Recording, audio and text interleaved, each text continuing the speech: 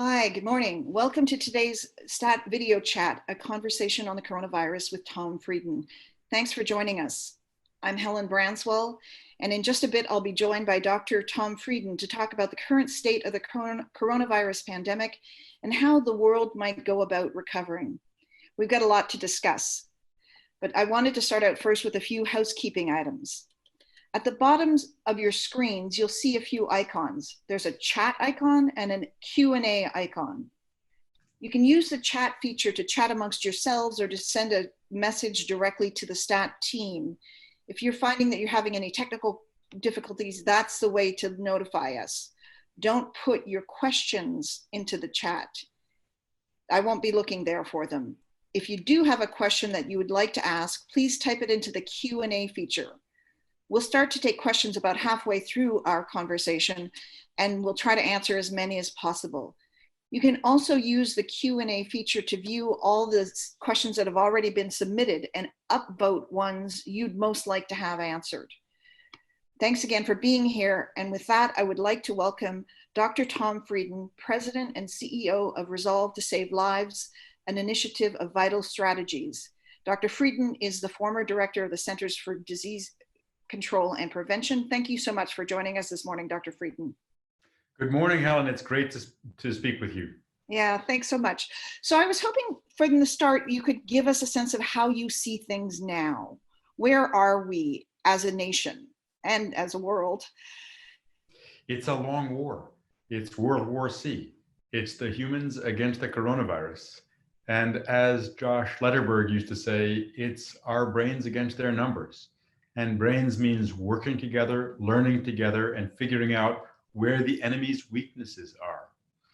Learning from every country in the world, what are the best practices? And recognizing that we are in enormously different places between countries and within countries. From where I sit today in New York City, it remains a terribly tragic situation. All day long, all night long, I hear ambulance sirens. Already more than 7,000 people in my city have died. And I remember my nearly 8 years here as health commissioner, I felt if anyone died from a preventable condition, I had some responsibility for that. I needed to do everything in my power to prevent that from happening. And all of us do now, because we are all in this together. But it's going to be a long war. We are at least a year, could be many years, away from having a vaccine. We're recognizing how formidable this enemy is, that it is quite infectious and quite deadly. And really, the more we learn about it, the more fearsome it appears.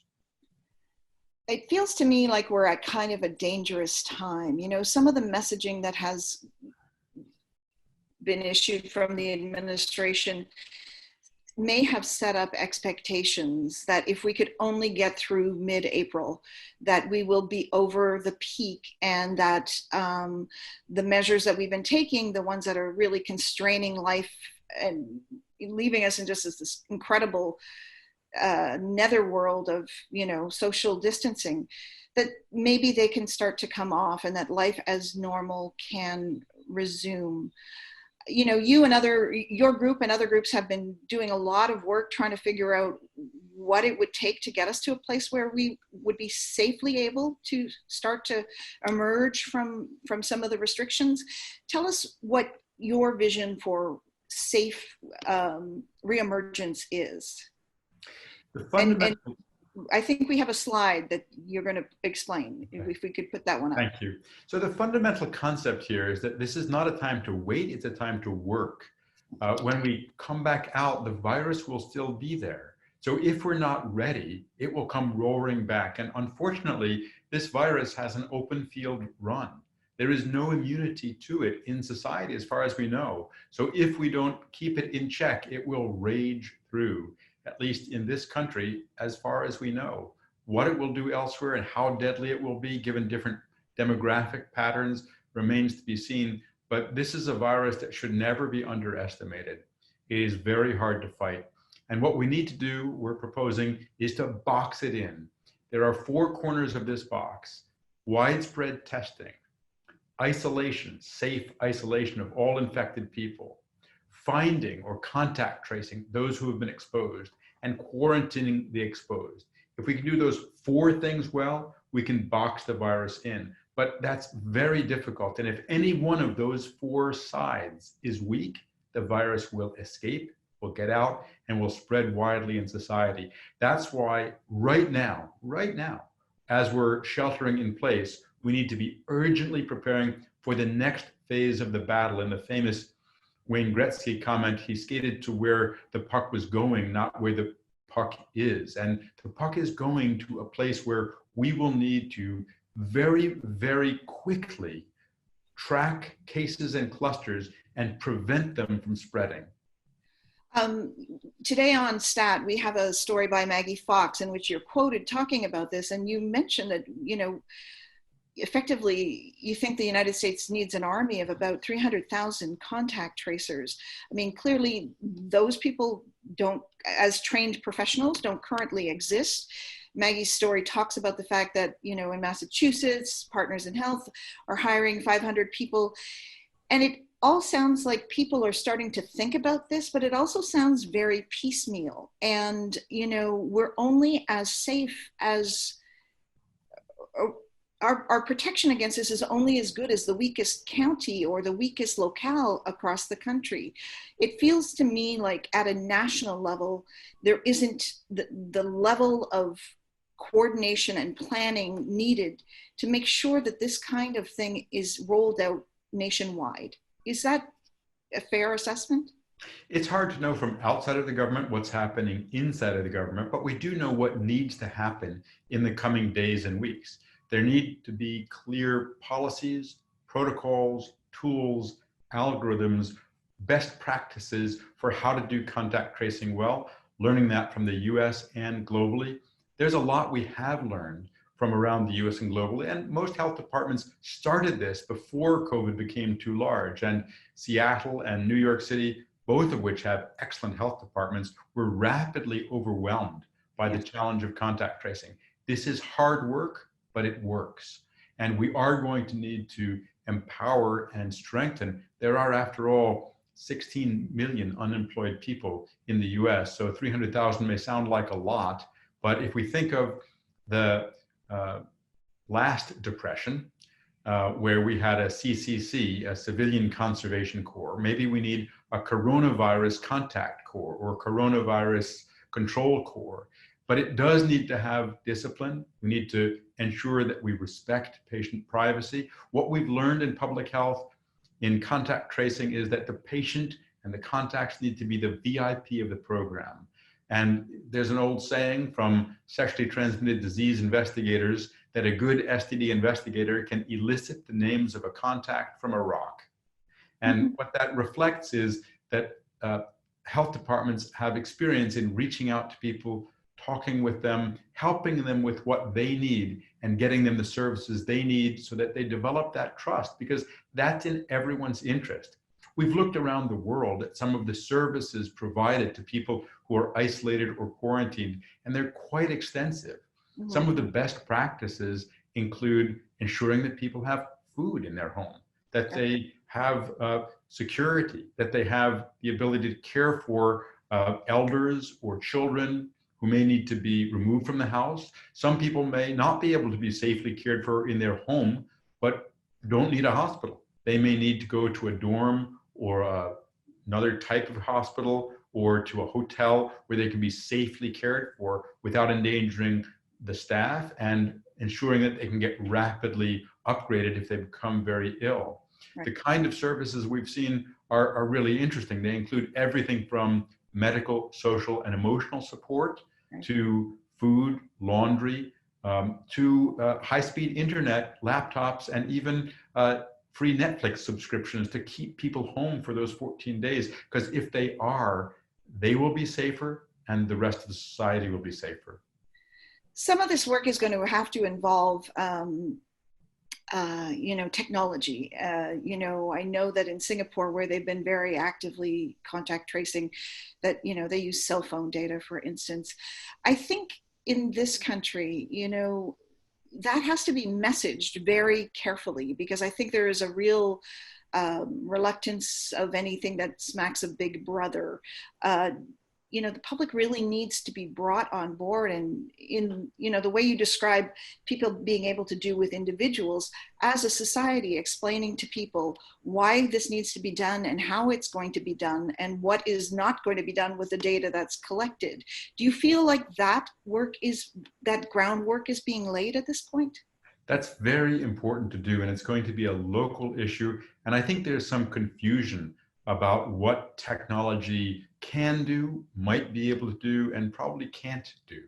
On the one hand, it's been really helpful to see some of the data feeds from various technology companies to give a sense of whether in the aggregate people are physically distancing. And that kind of data feed can help a local or state health department or government improve the messaging and support so that people can actually isolate. There are also some interesting new attempts to track symptoms in people through anonymous surveys. So you can see maybe where the disease is going. And there's some nice apps that allow people to check their own symptoms and see if they're concerning for COVID that are maybe helpful as health education. Mm-hmm. What has me a bit concerned is the concept that we could have our phones kind of automatically notify everyone we've been in touch with. And there are a lot of misconceptions. I've seen in the media, look, that's what Singapore did. No, actually it isn't. Mm-hmm. Singapore used traditional contact tracing. They have a new app called Trace Together, I think, that has just launched a couple of weeks ago after they successfully controlled infections that may be helpful, we'll see. And what we've seen from various countries is information that this was done, but not information that it was effective. Oh. I understand there's some big efforts to do that in the US now. Let's see if they work, but I wouldn't want to confuse people. This is not about spying on them. This is about warning people. I make the analogy to a hurricane warning. We expect government and weather services to warn us if a hurricane is coming so we can protect ourselves and our family. In the same way, if you've been exposed to COVID and you don't know it, you might then expose your grandmother, your spouse, your child who has a chronic illness, and that person could die. So it's the responsibility of government to support patients and everyone infected and to warn those who have been exposed, and to do that in a way that's sensitive and provides wraparound medical and social services. Public health works by making the patient the VIP of the program, and that's what we need to do here. Now, there may be some digital tools that help contact tracing become more effective, but they're going to need to be done as per a completely transparent sharing of what's being done, why it's being done, and opt in and opt out for anything that would involve accessing your phone data. And some of the promises of what are sometimes called proximity tracing may be a little bit over the top in terms of what it may actually accomplish. On the other hand, when we do contact tracing, there are different tiers of it. Most people will participate readily and willingly and share their information. A small number of people, for whatever reason, personally, are not going to participate, and nothing you can do will make them participate.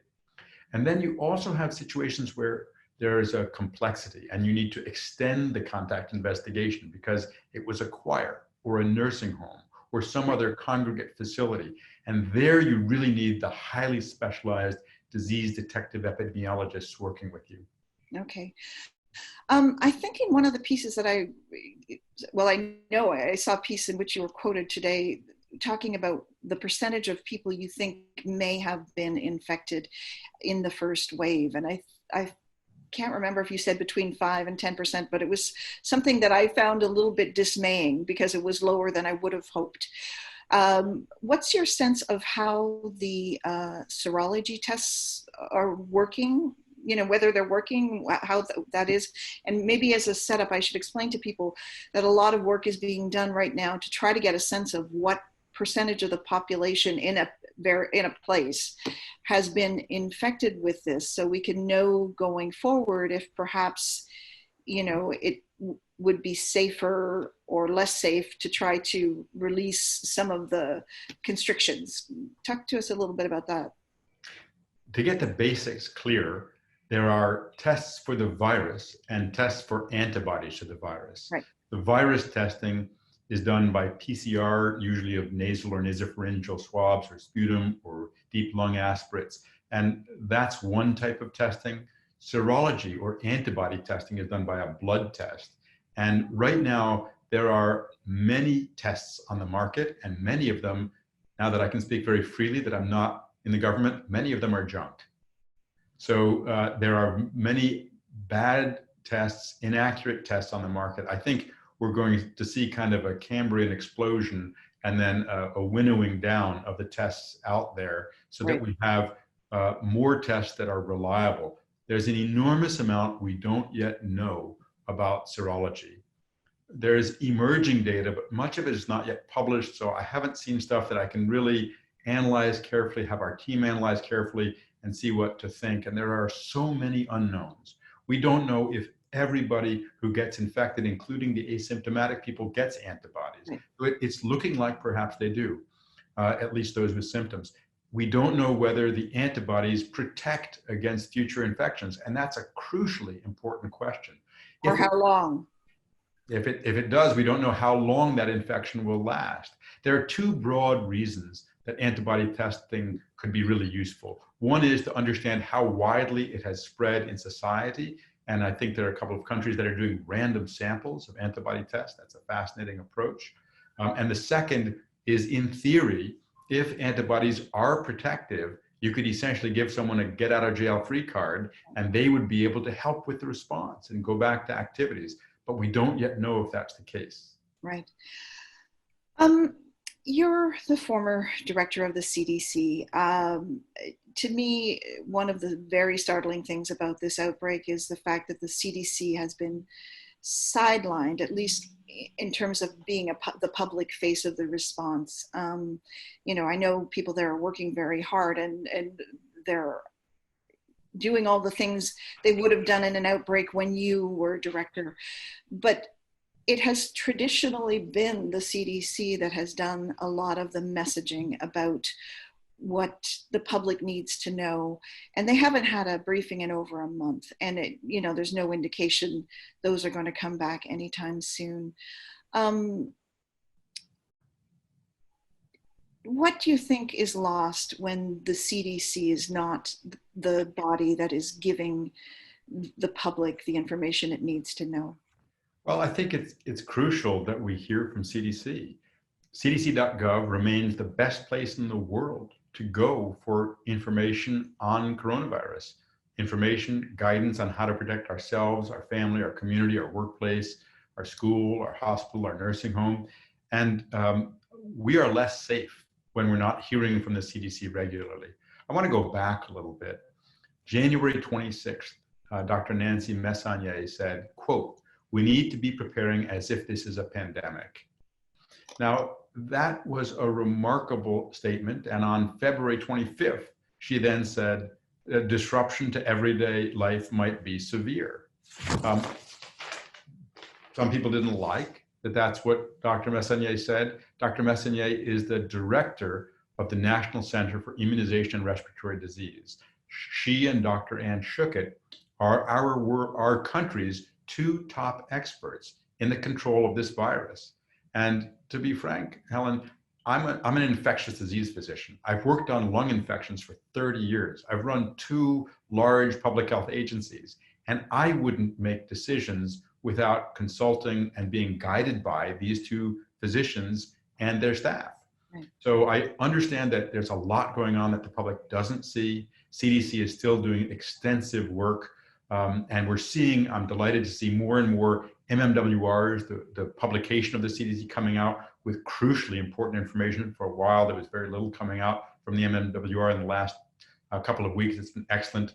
I'm delighted to see more and more surveillance information on the CDC website. But just imagine, think back to that January 26th quotation. How much better off we would be if we were prepared for physical distancing, if we had begun the production of test kits and personal protective equipment at that time. Right. And I think the country's response will be stronger for that. Okay. All right, I'm going to start taking some of the questions because we have tons. Just again, to people who are joining us here, please put your questions in the Q&A area, not in the chat. I'm not going to be looking in chat for questions. So this is somebody, Gene Pope has asked an urgent question.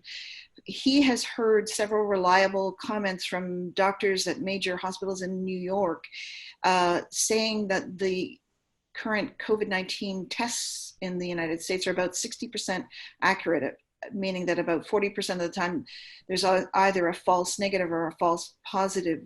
As the doctors describe it, if they admit a patient that has all the COVID signs but tests negative, they routinely retest 3 more times to get an accurate picture.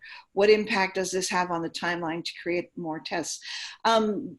Here, the question is about the tests that are designed to determine if somebody is sick right now.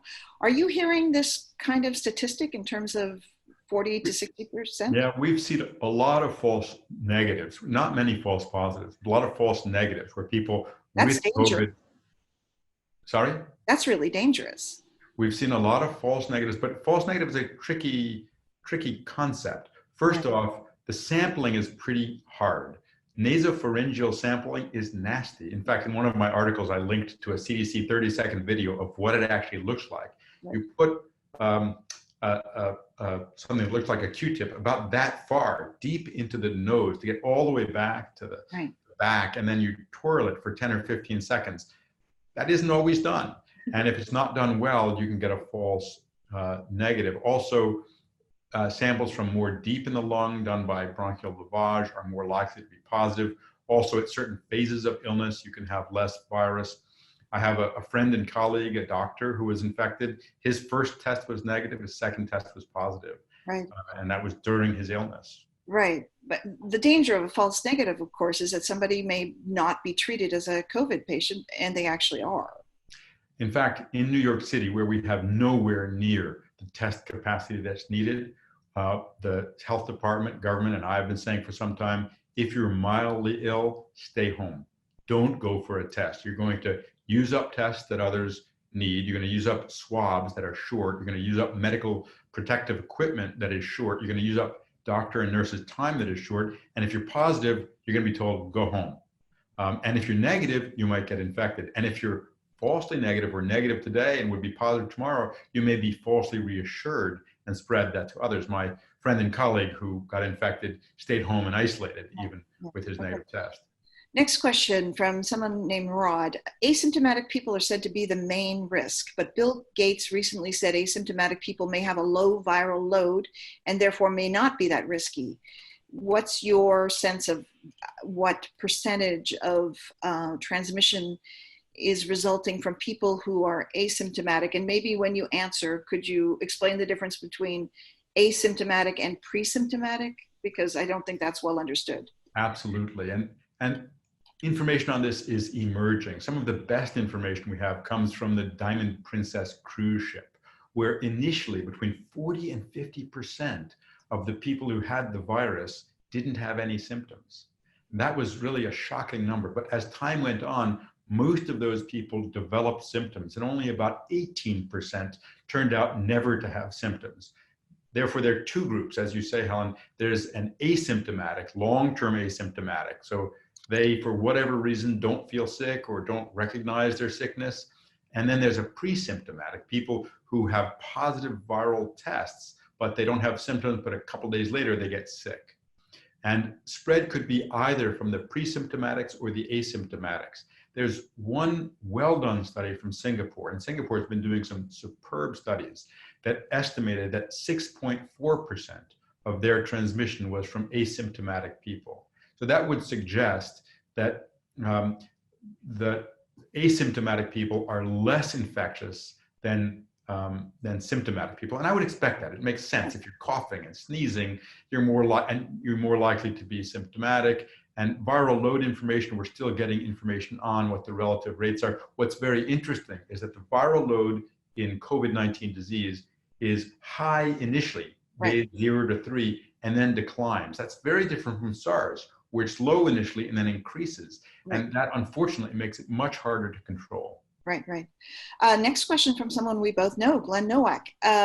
Many are calling for the federal government to play a bigger role in coordinating and guiding the response efforts. Can that be accomplished or done when an administration refuses to do so?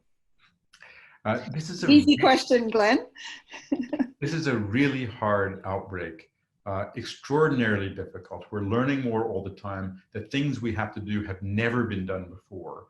And the more organized, structured, and disciplined the federal response is, the better off we'll all be. There are certain things that the federal government has to do. Now, banning some of the travel from China was helpful. It reduced the introduction of infection in the US. Similarly, reducing travel from Europe was helpful. It reduced the introduction into the US. But the key is to use the time that's gained to prepare. And right now, sheltering at home, as the administration called for, is helpful. But it's only going to be really useful if we use this time well to get those four corners right.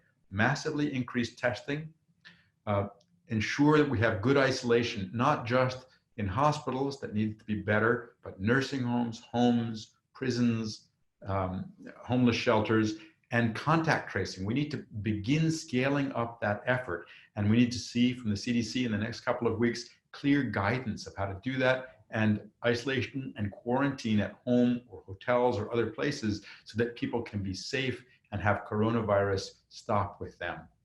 Okay. Two questions that are related, one from Joyce F. and the second from Juan H. The CDC has recommended that healthy people wear masks whenever they go out, but the WHO says there's not enough evidence to justify it. What's your opinion on wearing a mask? And the related question is there a risk that a cloth mask gives a false sense of security? The CDC recommendation was thoughtful and reasonable. It is a judgment call, and it's a sensible call that they've made. The reasoning is as follows. In an area with lots of spread, some people will be pre-symptomatic or asymptomatic, and therefore potentially spreading the virus. And we do know that if people who have the virus wear a mask, they're less likely to give it to others. So when you wear a mask in that context, you're actually doing that to protect others to a greater extent than you're doing it to protect yourself. Now, if we step back for a minute and talk about masks and respiratory protection, healthcare workers are the most important. We need to make sure that they're well supplied. Anyone who's caring for someone who's sick, for example, someone sick in your household needs to wear a mask. Anyone who's sick needs to wear a mask. And if there are enough of all of those, and CDC has called for essentially homemade masks, then it's a sensible approach to reduce the risk that you will expose others.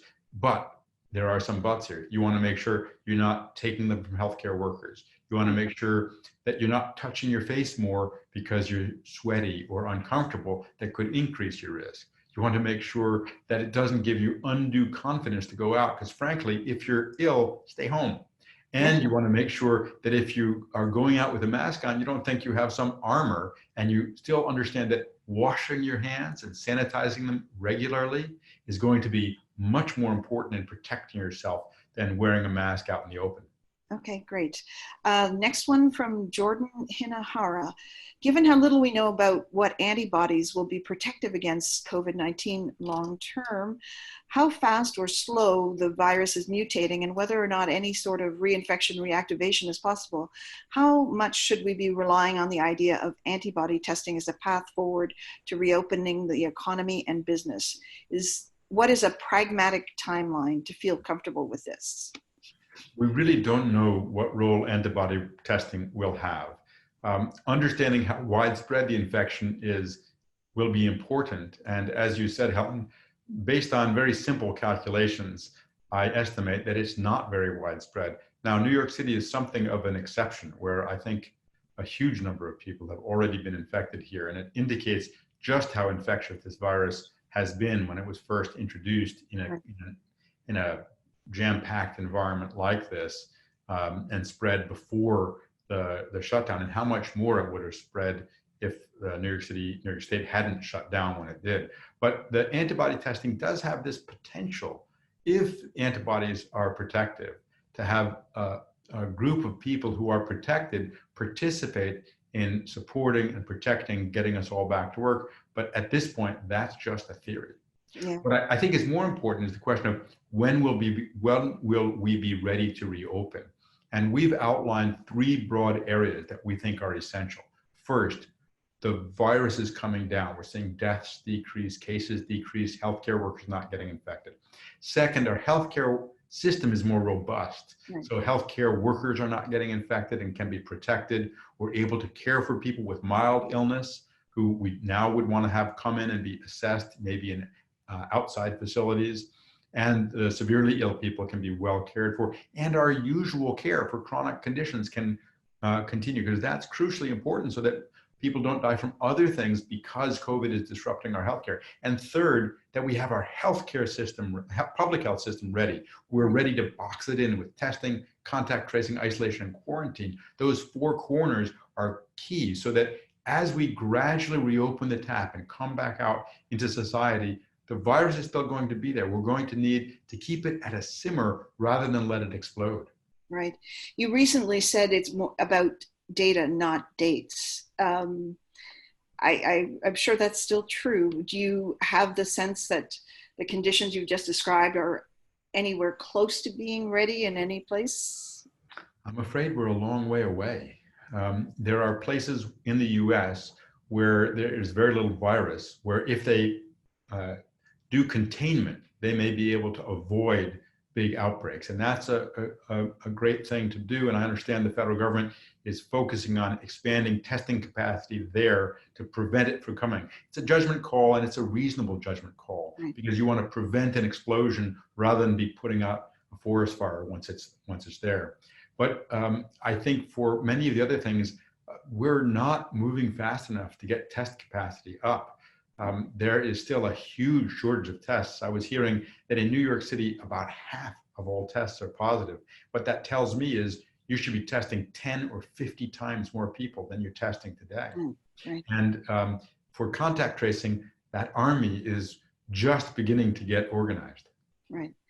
Okay, this is a question from Kate N. What do you think a return to workplaces will look like when that happens? Set aside for the moment when that will happen, but when it does, what will it look like? And will there be waves of outbreaks until there's vaccine available for broad use? I think there will be waves of outbreaks, and I think what we're going to have to do is keep them small so we don't have to go back to physical distancing, keep them to be isolated cases, small clusters, rather than big outbreaks. And by coincidence, on our management call this morning at Vital Strategies, the organization which houses Resolve to Save Lives, and we are an initiative of Vital Strategies, we went through some of the issues, thinking ahead for what do we have to do now? We have to think about doors. Can we have doors that don't open or that don't have to be opened by people? How do we keep the bathrooms cleaner? How do we get no-touch sanitizer and make sure it's mandatory at entrance? Should we be taking temperatures of all people who enter? How do we talk to our building about what to do about the elevator and other common spaces? How can we stagger our work hours so that fewer of us are there? What can we do to space people out? One of the positive impacts of COVID, I hope, will be fewer meetings, because there are just too many meetings. We should be focused more on productive work and keeping meetings shorter, fewer people there. But also telework may be more the norm, and staggered hours, different days, so there are fewer people present. Those are just some ideas. In our office, we use open plan, but we also have phone booths. That's a problem, because you have many different people coming in and out of the phone booths, so we'll keep those booths closed. So this is the kind of practical thing that offices need to start thinking about. Okay. A question from Allison M. If mitigation and containment efforts begin to work so that the stay-at-home orders can be lessened, will this be adequate for people with underlying conditions, or will they need to continue to social distance effectively until either there's a proven therapy or a vaccine? Unfortunately, people who have underlying health conditions such as diabetes or immunosuppression are going to have to stay in longer, and particularly the elderly. There's just a very rapid increase in severity with age for reasons we don't understand. That doesn't mean they're going to have to stay in until there's a vaccine, but it does mean they're going to have to socially distance indefinitely and may have to have more physical distancing until it's clear that there isn't COVID circulating in the community. When you have that box, when you're keeping the virus in the box, you're testing widely, you're isolating the sick, you're tracing the contacts, you're quarantining the contacts, and you would find most of your cases arising from the quarantine contacts in a well-done system, then it'll be safer to resume some of those activities. But some things have to continue. Medically vulnerable people need to go to healthcare. So we've got to get back to get things moving again, but it's not going to be quick or easy, and it's going to take extensive and intensive effort. Here's a question that was submitted by somebody named Rod, and certainly other people also submitted something similar, and I get emails to this effect, as I imagine you probably do too. Are you sure the health fallout from economic collapse isn't worse than the disease itself? 60,000 dead versus 20 million out of work. Doesn't that trouble you? It does. And one of the things we have to do is to maximize public health protection while minimizing economic dislocation. One thing that isn't widely understood is that the economic dislocation is not from the physical distancing measures. By and large, the economic dislocation is from the virus. And the way to get through it is to control the virus. So let's put all of our effort into building that box so we can put the virus in a box and get out of the box that we're in. Now, there are examples around the US and around the world of strategic activities, essential activities that need to resume or continue. Our organization, Resolve to Save Lives, works throughout Africa. One thing that we've recognized is something like planting and harvesting has to continue, right, or else people will starve. So there are economic activities that must continue. Healthcare has to continue, transport has to continue. So what do we do to make those as safe as possible and prevent an explosion? And part of that is changing to a new normal. Hand sanitizer, no handshakes, nobody goes out if they're the slightest bit ill. These are all things that will be in our future indefinitely. And then where there are activities that have to continue, how to do those as safely as possible. I have a question here about reliable immunologic testing to understand whether one person is immune and can't spread the virus. I think I'd tack on to that a question of my own. You know, going forward, it's just going to take time to know how this virus behaves, whether the antibody response that's generated gives you short-term, medium-term, long-term immunity. I mean, people are making guesses based on the behavior of human coronaviruses, but we won't know for a while. Do you think it's likely that any ethics board would approve challenge studies where you actually took somebody who had been, known to have been infected and tried to expose them to the virus to see what would happen? There's a long and sad history of challenge studies in healthcare. My father was a medical student and physician during the Korean conflict, and volunteers, conscientious objectors, were intentionally infected with hepatitis virus. This was deeply unethical. Right. And so I think we need to look carefully. I've seen some interesting examples of would it be a way of accelerating a vaccine to get healthy volunteers to get the vaccine and then get exposed, understanding that if you're under 25 or 30 and you don't have any health problems, your chance of a severe illness is pretty low, not zero, but pretty low. Part of the problem of that is it's not going to give us the answer we need. There's the old story about the person who was looking under a lamppost for his keys. And why is he looking there? Because it's light there. But actually, we want to know what's going to prevent illness and death and the people who are getting sick, very sick and dying. So even that kind of a challenge study would be limited in what we could learn from. But anything we do needs to be done with complete transparency, commitment to human rights, and ethical behavior. Okay. Where did that question go? These questions jump.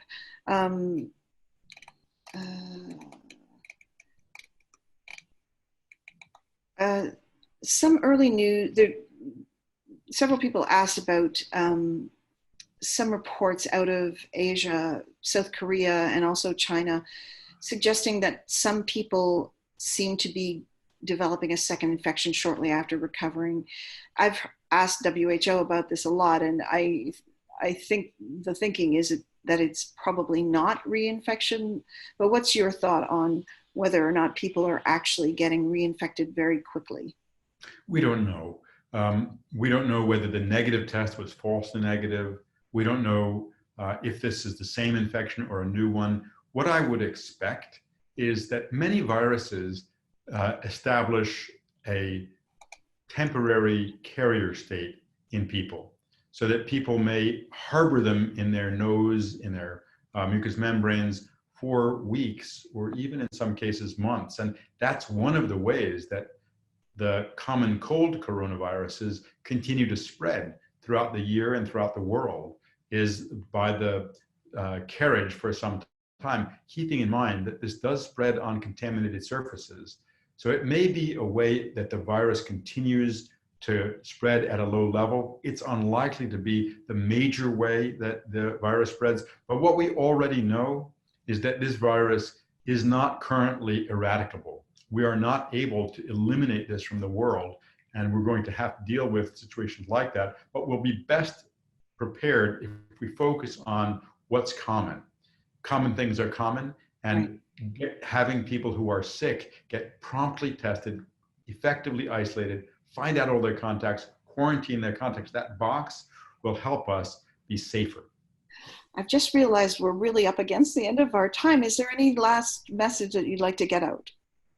I think for all the terrible devastation, death, and economic depression that we're in fact, we are seeing some silver linings. We are seeing some future where we recognize, despite the conflicts among countries, that we are all connected, that we can work together, that there is an interest in global solidarity. And that's true not only among countries, but within countries, that it matters to us if our nursing home residents are safe, if the prisoners are safe, if the homeless are safe.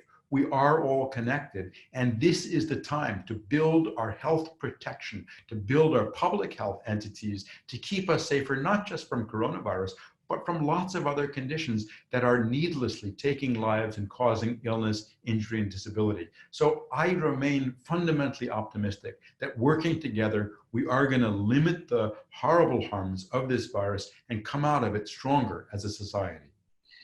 Well, thank you so much for your time, Dr. Frieden. It's been really very useful, I think, and nice to chat with you again. Thank you, and keep up your great reporting, Helen. I'm a big fan of yours. Thanks. Thank you, everybody, for joining us, and till next time.